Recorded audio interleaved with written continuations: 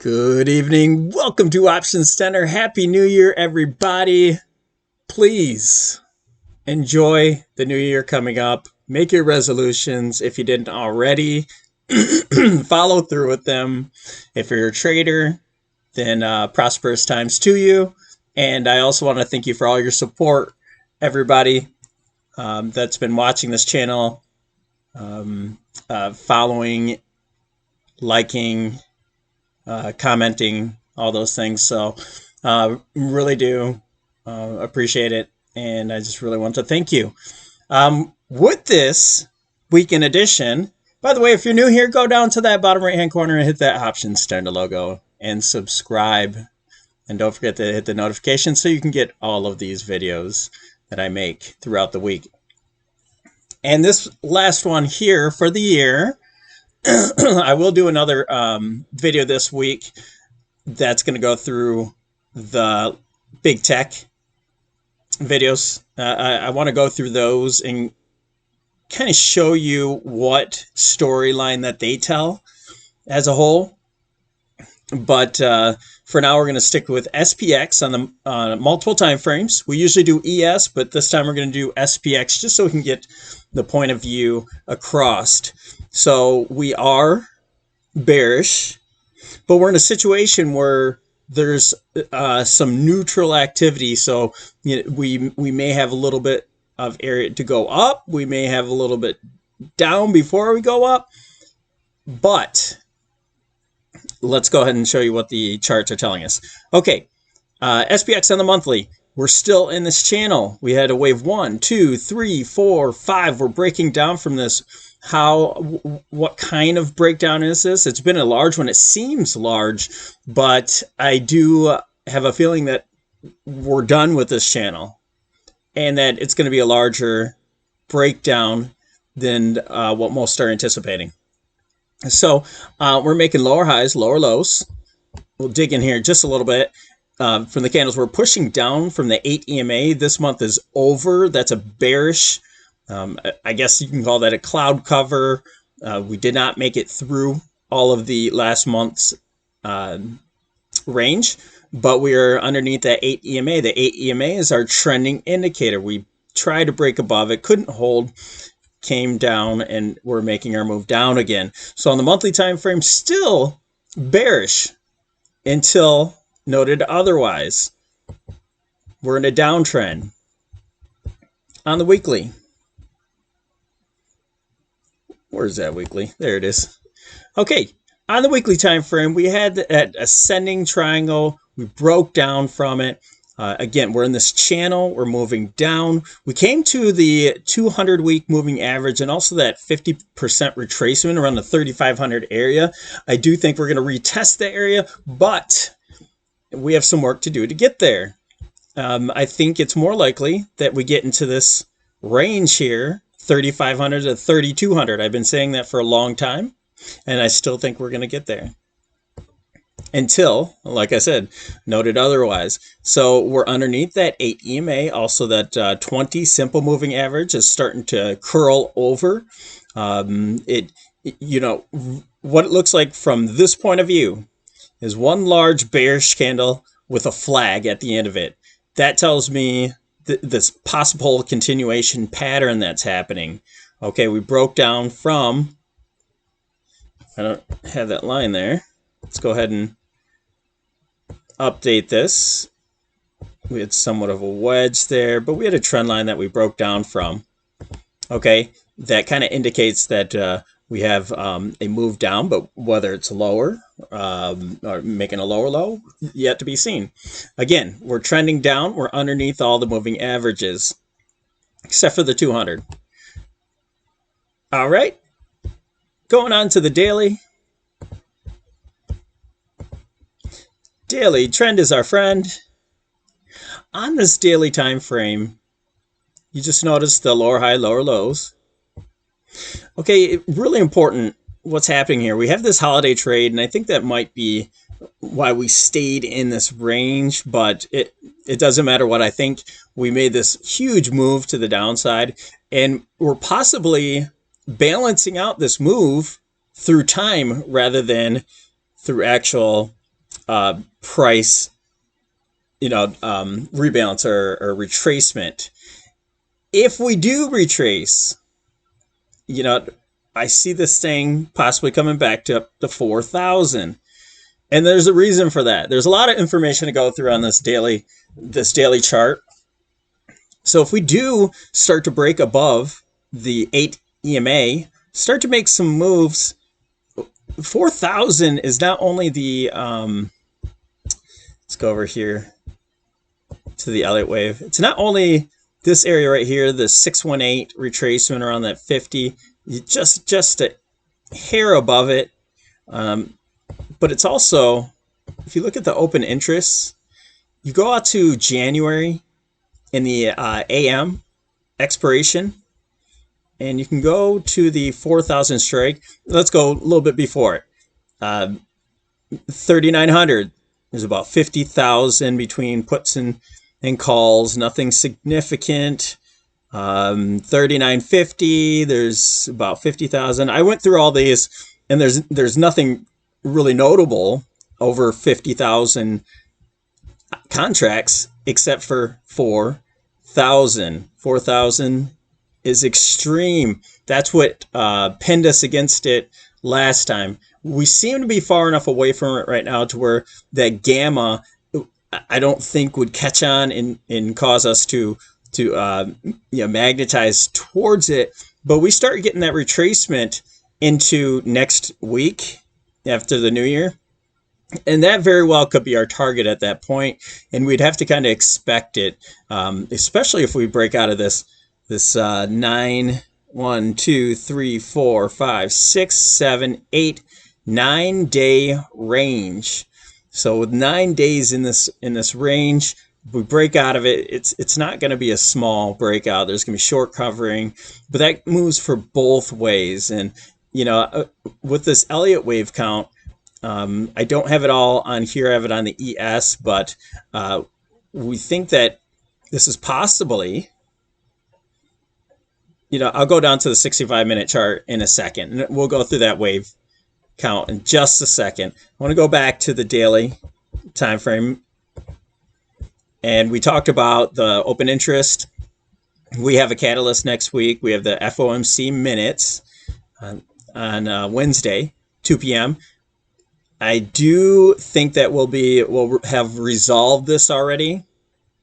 So there's a couple scenarios. If we're down here at this 3740, which is the one more wave we're looking for to the downside, if we break this triangle down, then maybe the FOMC minutes brings us back up here.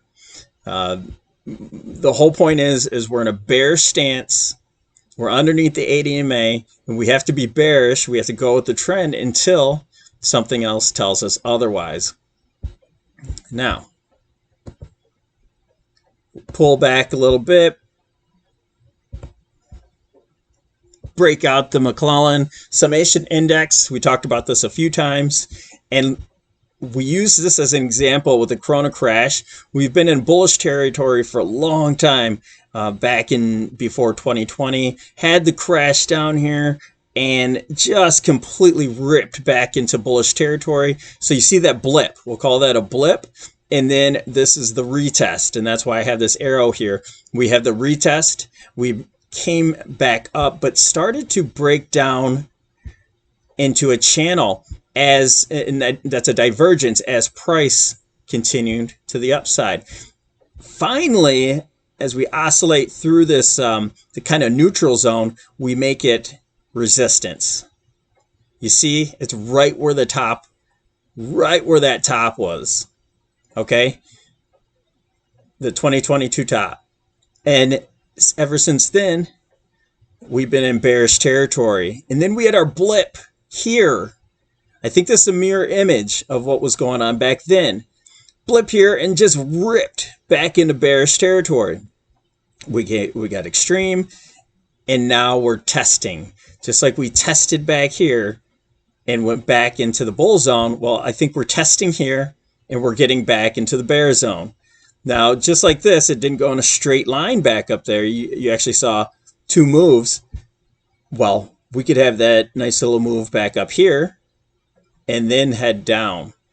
Okay, it's just an indicator. We're back in bearish territory. We tried to get in the bullish territory. We couldn't. We failed. And so again, that's why we're biased to the bearish side. And if we retrace it all, and I'm just so skeptical on retracing a full 62% on this move, but it's possible. I don't want to bias for you guys. I want you to be ready for either one, but let's make this easy. How can we make this easy? Let's go down to that 65-minute chart.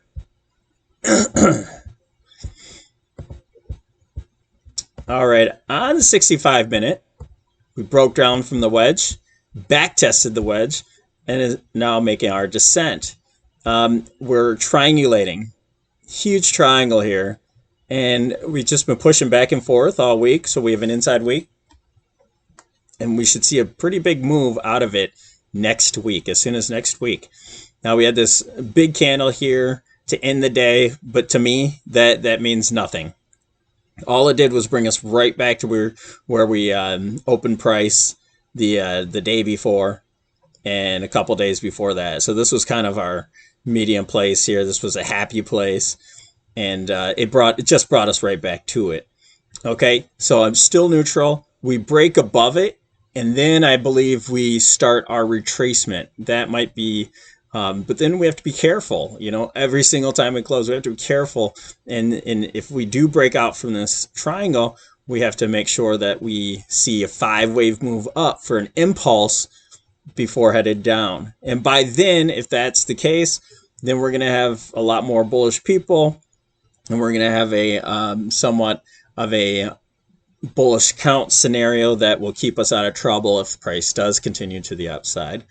But for now, this is a continuation pattern. It's a pennant, and we should move lower.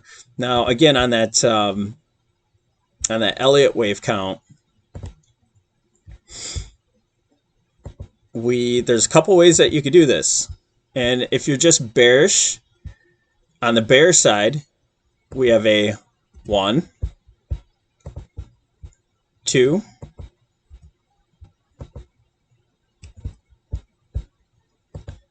3. Hold on. We could do it like this. 3. 4. I messed that up. 4. And then one more lower for 5.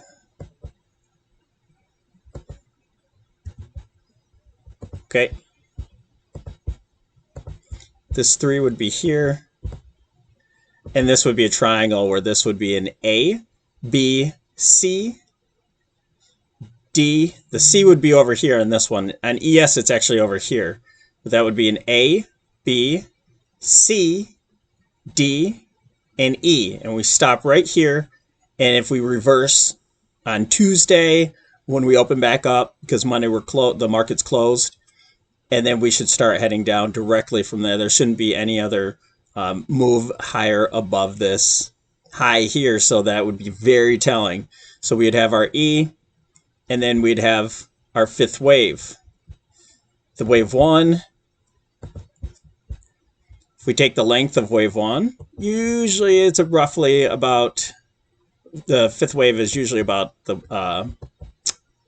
roughly about the same as wave 1. So if we broke down from this area, you can see the 100% retracement is very similar, very close to that 618 retracement. So that's one scenario. There's a more bearish scenario than this.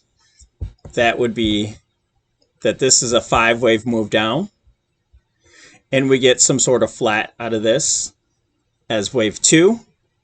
And this is another one too. That would be our much more bearish scenario. And then this is going to be a much longer wave 3 continuation to the downside. So that we just have to be aware of. I'm a little bit more conservative, but either way, we're going to get a 5-wave move down. It's going to be a 5-wave move down for a wave 1 or a wave 5. If we are bearish, we break above that triangle, and now we think we have that again. We have that 5th wave down here, and then we're talking a correction to where we already have somewhat of a count that could look like this. All of these look good, I have to be honest, but the bias comes from the storyline of how the market is behaving. We have an A, B, and then we'll just put the C up here. But what we should notice is that there should be a 1, and the C wave, we should have a 1, 2, 3, 4, and a wave 5 to complete the move. And then we start heading down from there. So that's kind of what we're looking at. If you're bullish, there is a more bullish scenario than this, but we're not even gonna think about that until we see this move maybe happen. So this is actually a perfect scenario for a straddle strategy going into next couple of weeks. But if we break above the triangle, this is our scenario we're looking at, and we'll break out a more bullish scenario just in case from that point. But right now we're looking at the bearish scenario, whether this is a wave 4 and we have one more down and then we have this move up, or where the wave 5 is complete, we have our wave 2 already complete, 1, 2, and heading down. All right, a lot of stuff on the table there, but that's how we look. We have to look frame by frame. If you're watching a movie and you break it down into frames, we're trying to figure out what the next scene is going to happen in the next scene, and these are the scenarios that we point out, and so that's what we do. And so I'm going to try to, these videos are going to be maybe a little bit longer. You can fast forward through them, but I think it's necessary to show that I'm always trying to look at 2 different directions, if not more, in order to trade, because a lot of times you'll get, no matter what, if you're bearish or bullish, that you'll be in that you could trade it, because both scenarios are meeting in the middle, in that a single move is imminent, and that you could trade it. So right here is our options expected move. We do have a 84 points to the upside, or 84 points to the downside. If you're not familiar with this, I just consider this like a football field for the next week. That's kind of our playing field. Just like this, last week we stayed right in the range, hit that bottom, came right back up. This week almost hit the bottom, came right back up in the middle. We're just staying in that playing field. But as a whole, if you look back, you can also see when we're trending and when we're consolidating. You see all of these ranges are very similar, but these actually move, and I'll back up a little bit. Okay, so you'll see when we trend, you'll see almost end to end on these options expected moves, ends to end, and we're breaking out of the expected move. We're breaking out from it. Right now, we're just sticking to it, and we're moving sideways. And when you have consolidation, that moves to a trend afterwards, and that's pretty typical. That's trading 101, consolidation from consolidation to expansion. So which way we go? That's up to the market to tell us next week. Thanks for joining us. Again, I love all the support that's been happening. Have a happy new year. Be safe. Have fun. And we will talk to you this weekend. I'll make a video with ES and add all the big names, NVIDIA, Apple, Amazon, Tesla. I'll put all those on there. We'll give you a daily take of each of those to see what kind of story that they're telling us the market wants to do. All right. Thanks for joining us here at Options Center. Have a wonderful weekend. Bye-bye.